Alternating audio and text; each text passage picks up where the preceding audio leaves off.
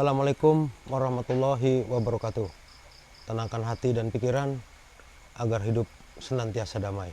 Sobat Makin Merinding, berjumpa kembali bersama saya, Kang Denny, dalam channel Makin Merinding.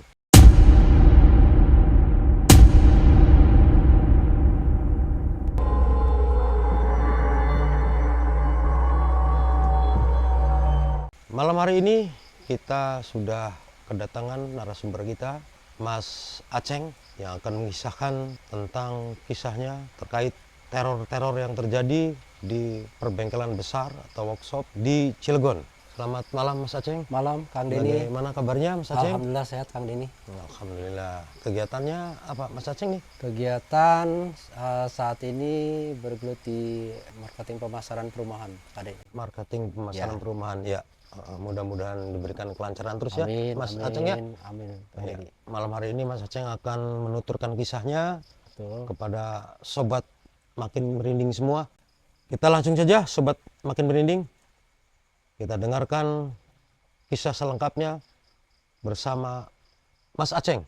Saya mau menceritakan kisah yang saya alami pada tahun 1995. Itu berawal dari keberangkatan kita dari Cirebon atas perintah bos untuk bekerja di cabang Cilegon. Pada saat itu kita berangkat dari Cirebon kurang lebih ada sekitar 7 orang. 7 orang ya? Itu semua bujangan semua, belum berkeluarga. Jadi yang para bujangan itu dikirim ke sana.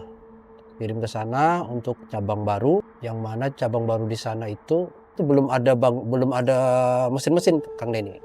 Tapi bangunan sudah ada. Sudah bangunan workshop dan bangunan mes. Jadi kita sudah disiapkan tuh tempat tinggal di sana.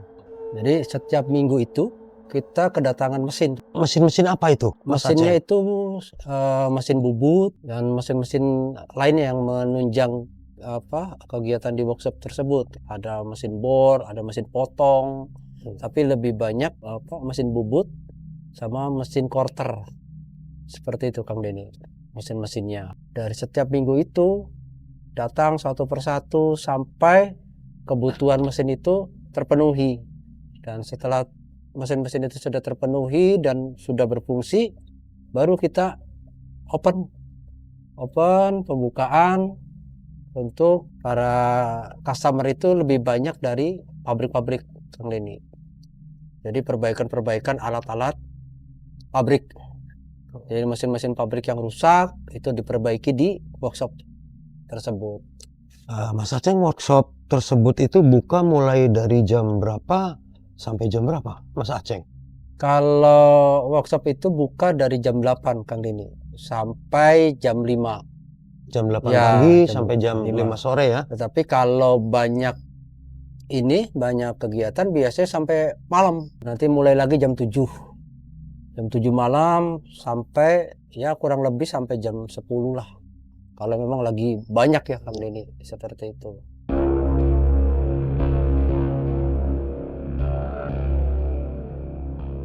Awal berjalan workshop baik-baik aja Pak Denny. Cuman sudah berjalan kurang lebih 3 bulan, itu mulai banyak gangguan terutama di mes.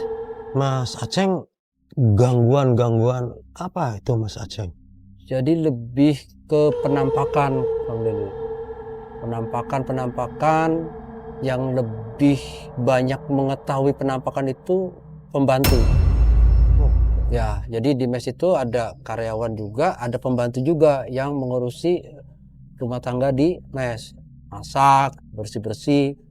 Dari pembantu Pak Denny, pembantu itu sering mendapatkan teror, tapi lebih banyak itu di mes. Nah, mes tersebut itu berdekatan dengan workshop, hanya berjarak kurang lebih antara workshop dengan mes itu kurang lebih 5 meter jaraknya. Dekat berarti ya? Dekat gitu, dalam satu lingkungan area workshop itu. Jadi terdiri dari workshop dan mes. Nah, mes itu 2 lantai Pak Denny. 2 lantai ya? Hanya untuk mes saja, tapi kalau workshopnya 1. Jadi tidak 2 lantai kalau workshop, tapi kalau mes itu 2 lantai. Nah, beliau selalu menceritakan ke saya itu setiap pengalaman di pagi hari, setiap jam 3, antara jam 2 sampai jam 4 nih Pak Dede. Itu selalu melihat penampakan. Penampakannya itu saya tanya, apa aja Mbak? Sering melihat tuh sosok pocong dan sosok kuntilanak yang ada di mes. Pocong dan kuntilanak itu masuk ke kamar saya. Berjalan waktu, saya mulai tuh, Kang Denny, apa yang diceritakan, yang dilihat oleh pembantu itu, mulai saya rasakan, Kang Denny.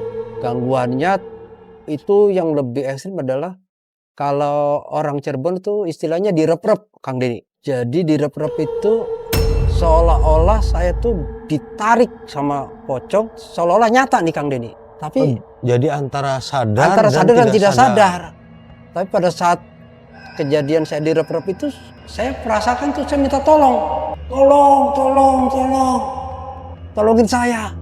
Tapi kok nggak ada yang merespon, padahal perasaan saya itu nyata gitu Kang Denny.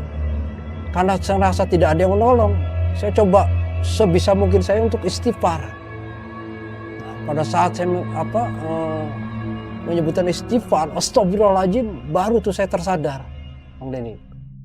Pada saat Mas Aceng ini direp-rep itu ya, apa yang terlihat oleh Mas Aceng dalam rep-rep itu? Jadi pada saat merasakan direp-rep itu, melihat sosok pocong itu yang pernah diceritakan oleh pembantu, dan kejadian laginya itu kurang lebih 1 minggu kemudian direp-rep lagi Kang Denny, tapi bukan oleh sosok pocong itu, oleh sosok kuntilanak. Sama juga yang diceritakan oleh pembantu, suka melihat ada sosok kuntilanak dan pocong itu masuk ke kamar saya. Jadi benar ya, pembantu itu ya, menginformasikan ke Mas Aceng ya? Betul, ya. Baru itu saya percaya.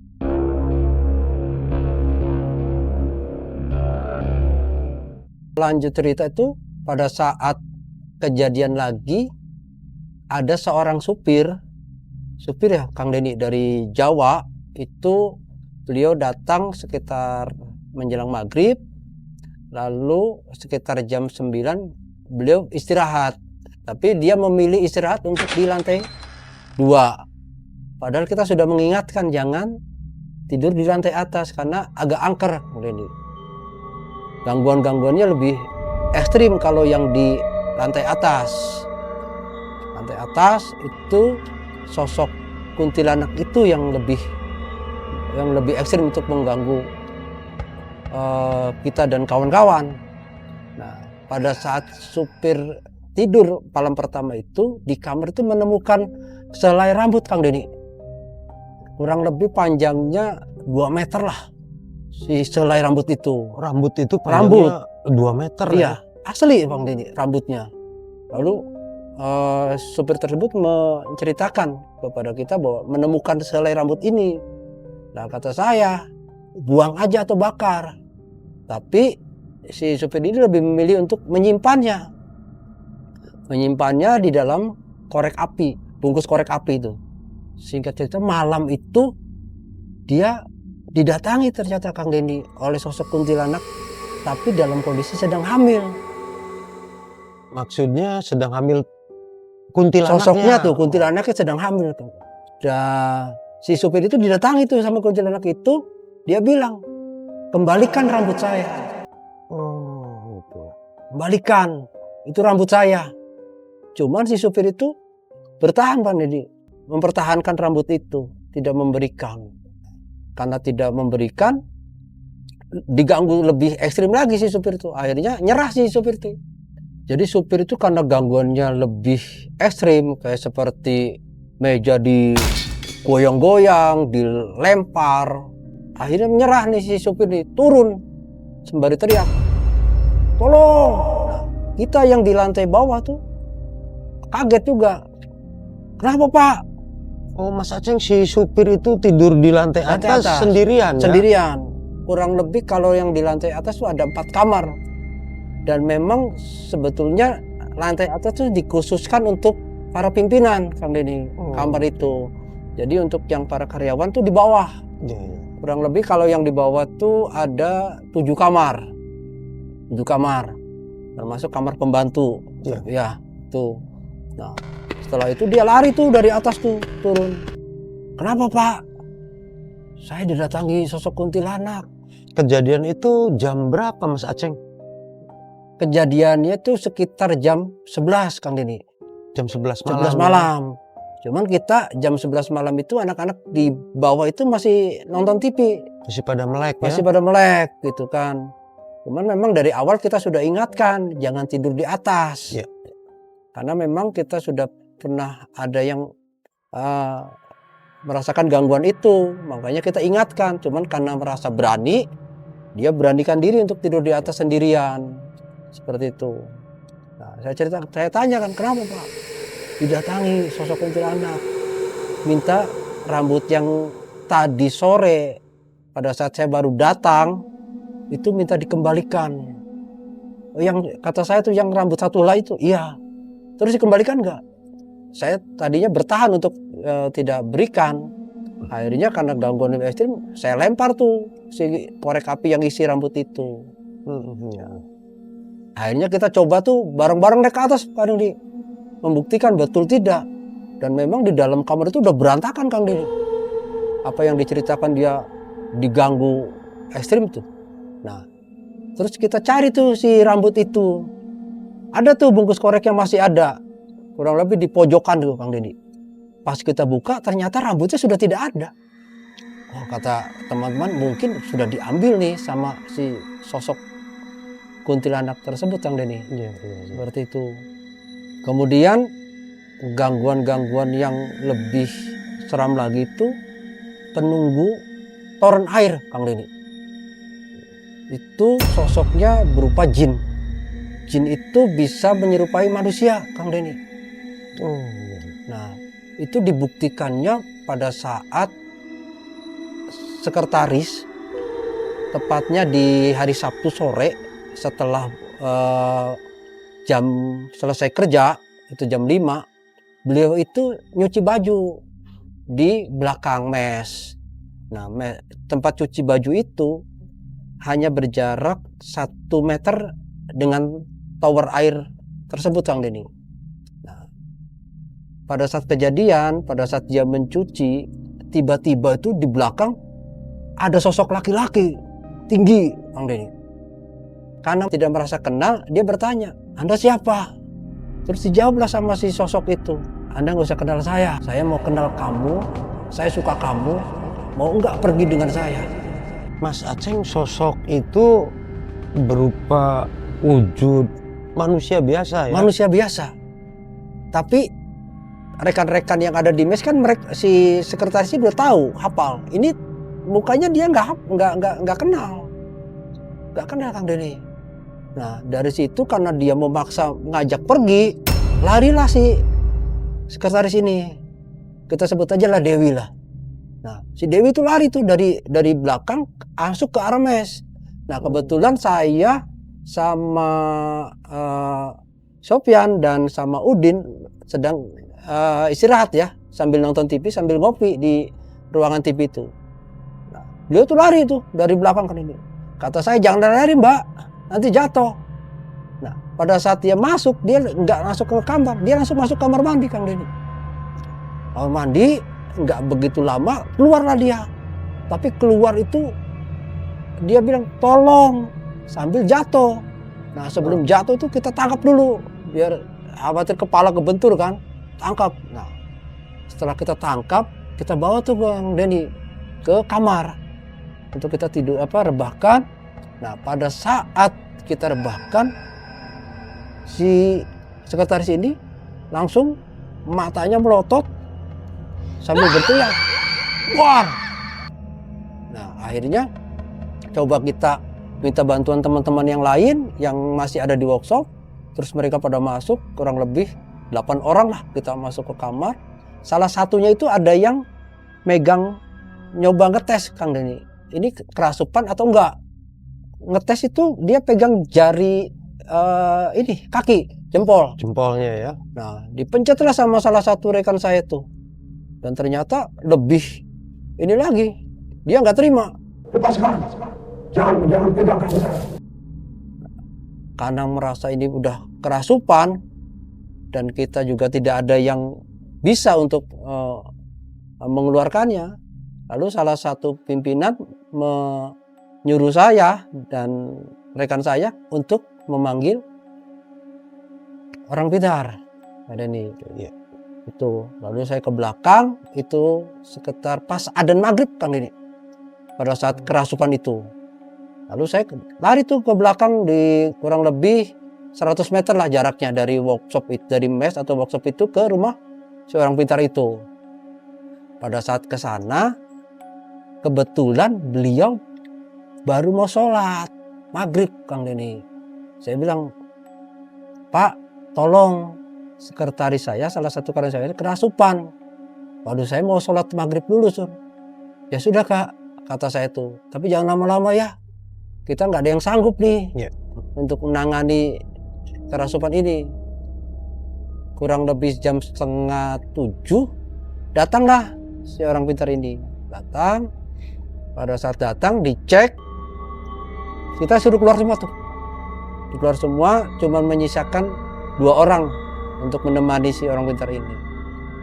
Pada saat dinetralisir, itu lewat ubun-ubun ya Kang Deni. Rambutnya itu ditarik gitu. Langsung tuh. Sekretaris ini Ya. rambutnya ditarik gitu ya? Ya, dari tadi ubun-ubun langsung nggak sadar. Nggak sadar udah. Mungkin si makhluk itu udah keluar lah Kang Deni. Pada saat sudah keluar, ngobrol tuh dengan kita. Sebetulnya siapa nih Pak yang masuk ke raganya si sekretaris? Dia cerita, ini yang masuk ini penunggu tower. Memang beliau ini sosoknya jahil. Makanya suka berpesan, jangan pernah buang air atau mengganggu di sekitar area tower. Nah, singkat cerita itu udah ternetralisir. Pulang nih si orang pintar. Cuman baru nyampe pintu keluar yang dekat dengan workshop, pintu keluar itu, si teman-teman itu coba ngaji bareng-bareng, ngumpul ngaji. Pada saat mulai mengaji, si sekretaris ini teriak, panas. Berteriak lagi Ya, wah katanya udah keluar, tapi ternyata masih kita ngaji kok kepanasan. Akhirnya kejar lagi nih sama teman nih. Nah kita kejar, Pak tolong lagi, si sekretaris ini kerasupan lagi. Nah dalam perjalanan masuk ini dia bertanya, sebetulnya ada apa nih Sur? Sebetulnya nih kok bisa jadi begini? Lalu saya ceritakan dah. Jadi sebelum Bapak datang itu, ada salah satu rekan saya itu menantang sosok yang ada di raganya si sekretaris itu. Dia ngajak berantem, ngajak sok keluar lawan saya. Seperti itu. Akhirnya masuk lagi, dilihat, ternyata sosok itu memang masuk lagi yang lainnya. Si sosok jin itu. Nah, akhirnya sama si orang pintar ini coba diobatin lagi, tarik lagi keluar, lalu coba dinetralisir dan tidur tuh akhirnya. Udah. Lalu berpesan kepada kita tuh untuk tidak menantang lagi. Biar si sosok ini biar tidak mengganggu lagi. Seperti itu Kang Deni. Akhirnya kita ikutin tuh arahannya si orang pintar itu untuk tidak menantang ataupun inilah. Seperti itu. Nah, akhirnya malam itu sekretaris tidur pula sampai pagi hari dan kita tidak ada satupun yang tidur karena khawatir kerasupan lagi, pergi keluar mes tidak ada yang tahu, makanya kita bergiliran tuh malam itu berjaga-jaga sampai ada yang jaga, sampai di luar juga ada yang jaga yang arah jendela Kang Deni. Khawatirnya lewat jendela dia pergi tanpa sadar.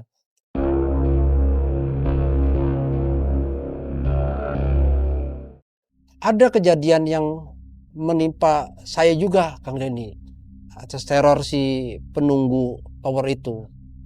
Jadi ceritanya tuh pada saat subuh, saya mau cuci baju, Kang Denny. Subuh sekitar jam 4 jam 5 lah, itu mendekati sholat subuh. Pada saat itu saya baru mulai, tidak lama kemudian tuh saya tuh dilempar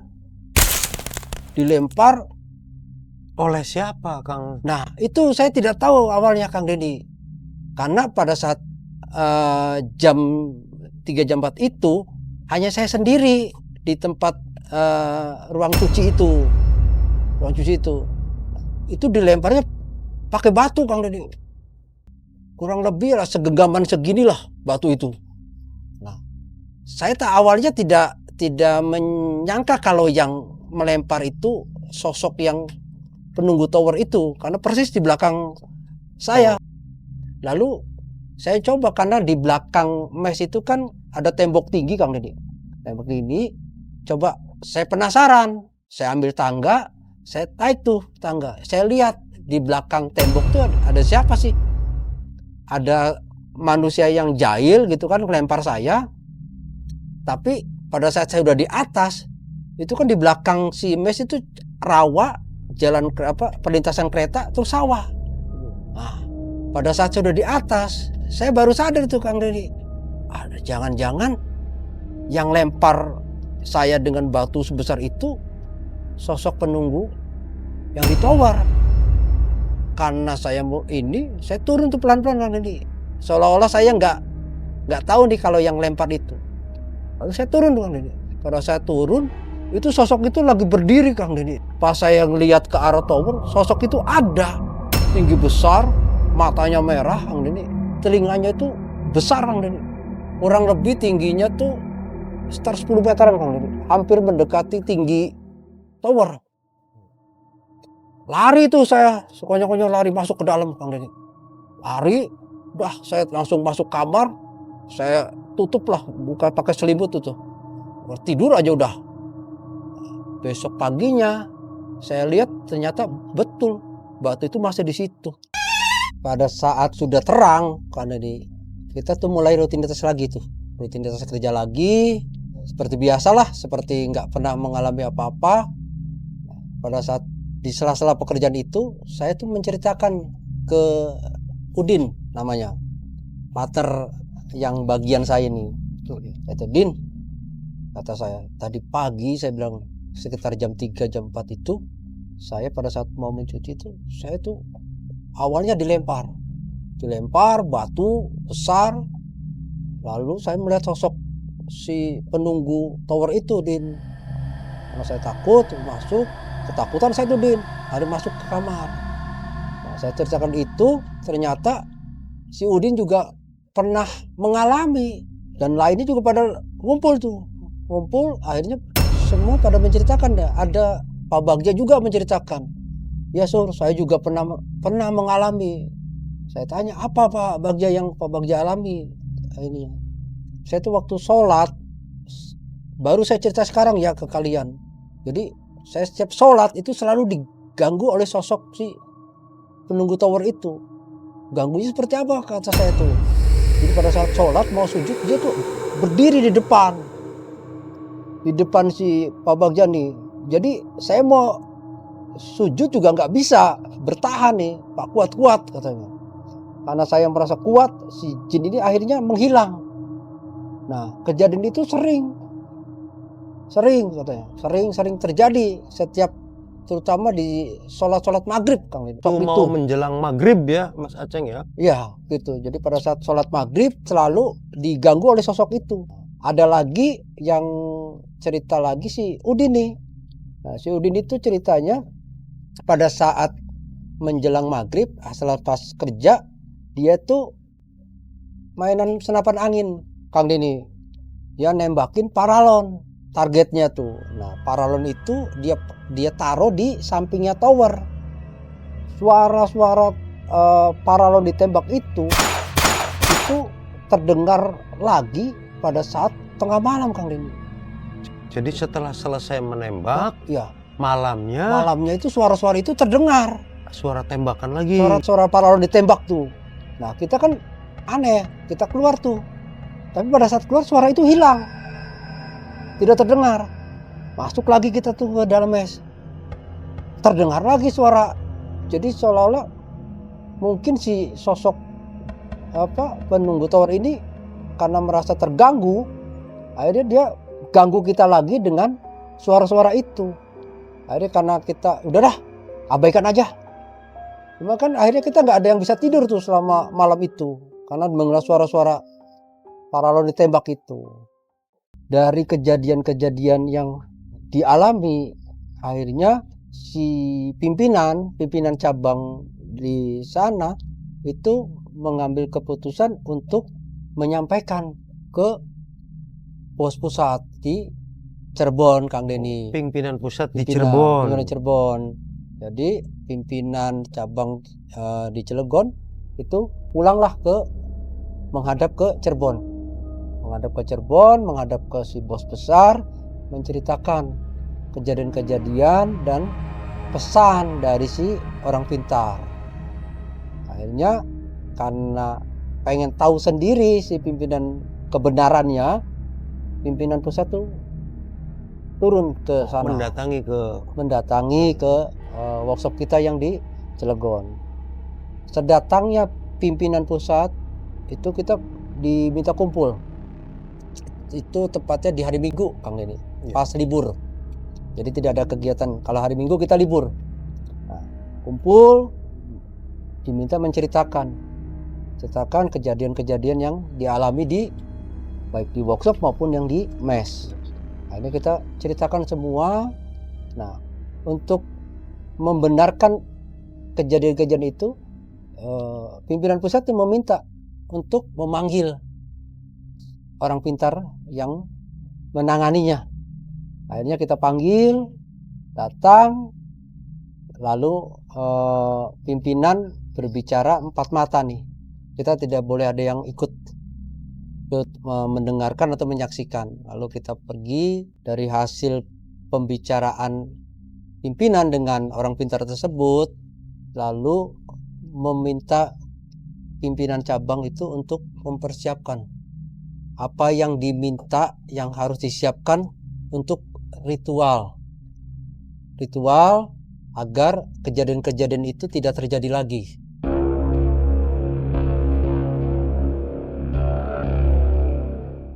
Oh, jadi ada permintaan untuk melaksanakan ritual. Betul, Kang Denny.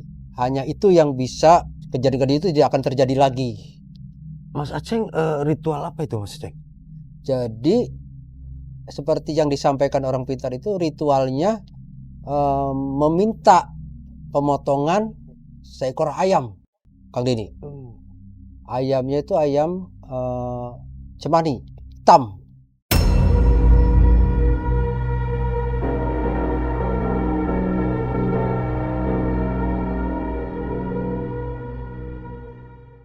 Sorenya itu langsung Kang Denny diadakan ritual. Jadi si pimpinan itu menyaksikan langsung. Iya. Itu jam 3 sebelum asar dilakukan ritual itu, disaksikan bersama-sama, diadakan di area tower itu. Nah, pada saat ayam ini mau dipotong, si orang pintar ini terpental, Kang Denny. Kita semua kaget nih, mau menolong gimana, karena nggak ada yang bisa untuk menangani si orang pintar itu. Jadi kita cuma bisa mundurlah beberapa langkah, coba hanya untuk mengamankan aja.